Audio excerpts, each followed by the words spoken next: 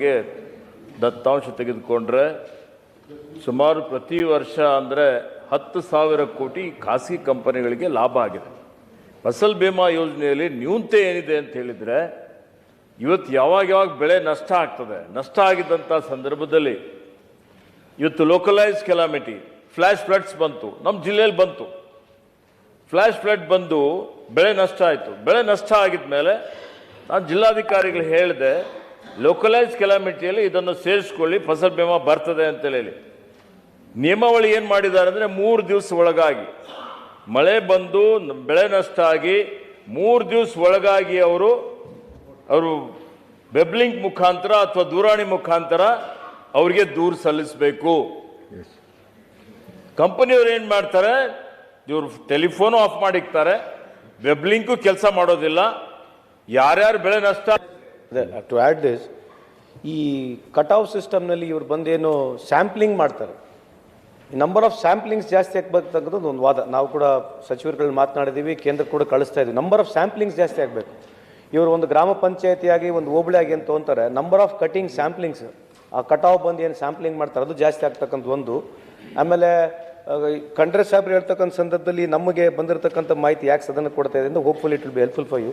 ಈ ಥ್ರೆಶೋಲ್ಡ್ ಕೆಪಾಸಿಟಿನೇ ಫಿಕ್ಸ್ ಮಾಡಿಬಿಡ್ತಾರೆ ಸಭಾಧ್ಯಕ್ಷ. ಅಂದರೆ ಫಾರ್ಮರ್ ಯಾವುದೇ ರೀತಿ ಲಾಸ್ ಆದರೂ ಅವನಿಗೆ ದುಡ್ಡು ಸಿಗಲ್ಲ, ಪ್ರಾಫಿಟ್ ಆದರೂ ದುಡ್ಡು ಸಿಗಲ್ಲ. ಆ ರೀತಿ ಒಂದು ಸಿಸ್ಟಮೆಟಿಕ್ ಆಗಿ ಅವ್ರು ಥ್ರೆಶೋಲ್ಡ್ ಲಿಂಕ್ನ ಸೆಟ್ ಮಾಡಿಬಿಡ್ತಾರೆ. ಅದನ್ನು ಸಚಿವರು ಗಮನಕ್ಕೂ ತಂದಿದ್ದೀವಿ. ಇಲ್ಲಿಂದ ಕೇಂದ್ರ ಸರ್ಕಾರಕ್ಕೂ ಕಳಿಸ್ತಕ್ಕಂಥ ವ್ಯವಸ್ಥೆ ಆಗಿದೆ. ತಮ್ಮ ಗಮನಕ್ಕಿರಲಿ, ಇದನ್ನು ಆ್ಯಡ್ ಮಾಡ್ಬೋದು ಅಂತ ಹೇಳಿಕೆ. ಕಟಾವು ಜಾಸ್ತಿ ಆಗ್ಬೇಕು, ನಂಬರ್ ಆಫ್ ಸ್ಯಾಂಪ್ಲಿಂಗ್ಸ್ ಅದೇನಾಗಿದೆ ಅಲ್ಲಿಂದನೇ ಫಿಕ್ಸ್ ಮಾಡಿಬಿಡ್ತಾರೆ ಸಭಾಧ್ಯಕ್ಷರೇ. ಎಲ್ಲಿ ಕಟಿಂಗ್ ಆಗ್ಬೇಕಂತಕ್ಕಂಥದ್ದು sampling is fix by the system only. ಅವ್ನು ಯಾವ ಸರ್ವೆ ನಂಬರ್ಗೆ ಹೋಗ್ಬೇಕಂತ ಅಲ್ಲಿಂದನೇ ಡೈರೆಕ್ಷನ್ ಇರ್ತದೆ, ಇಲ್ಲಿಂದ ಡೈರೆಕ್ಷನ್ ಇರಲ್ಲ. ಅದರಲ್ಲಿ ಸ್ವಲ್ಪ ಬದಲಾವಣೆ ಆದರೆ ಎಲ್ಲರಿಗೂ ಅನುಕೂಲ ಆಗ್ತಕ್ಕಂಥದ್ದು ಹೋದ.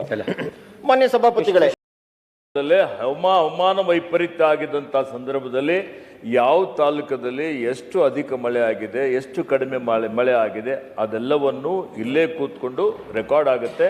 ಅದರ ಆಧಾರದ ಮೇಲೆ ಇವತ್ತು ಪರಿಹಾರ ಕೊಡುವಂಥದ್ದು ನಡೀತಾ ಇದೆ. ನಮ್ಮ ಜಿಲ್ಲೆಯಲ್ಲಿ ಉದಾಹರಣೆಗೆ ನಾನು ಜಿಲ್ಲಾಡಳಿತಕ್ಕೆ ಹಿಡ್ಕೊಂಡು ಸಮೀಕ್ಷೆ ಮಾಡಿಸಿ, ನಿಮ್ಮದು ಏನು ಲೋಕಲೈಸ್ ಕೆಲಾಮಿಟಿ ಇದೆ ಮತ್ತು ಮಿಡ್ ಸೀಸನ್ ಅಡ್ವರ್ಸಿಟಿ ಇದೆ, ಅವೆಲ್ಲವನ್ನು ಇನ್ವೋಕ್ ಮಾಡಿದ್ದಕ್ಕಾಗಿ ನಮಗೆ ಲೋಕಲೈಸ್ ಕೆಲಾಮಿಟಿಯಲ್ಲಿ 40 ಕೋಟಿ ರೂಪಾಯಿ ಬಂದಿದೆ.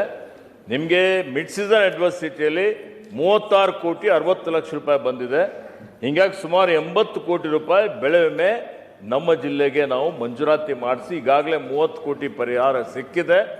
ಇನ್ನೂ ಸುಮಾರು 45 ಕೋಟಿ ರೂಪಾಯಿ ಅವರು ಪರಿಹಾರ ಬಿಡುಗಡೆ ಮಾಡಬೇಕಾಗಿದೆ. ಈ ರೀತಿಯಲ್ಲಿದೆ. ಇದನ್ನು ಸ್ವಲ್ಪ ಇನ್ನೂ ಹೆಚ್ಚಿನ ರೀತಿಯಲ್ಲಿ ಎಫೆಕ್ಟಿವ್ ಆಗಿ ಮಾಡಲಿಕ್ಕೆ ಪ್ರಯತ್ನ ಮಾಡಬೇಕಾಗ್ತದೆ.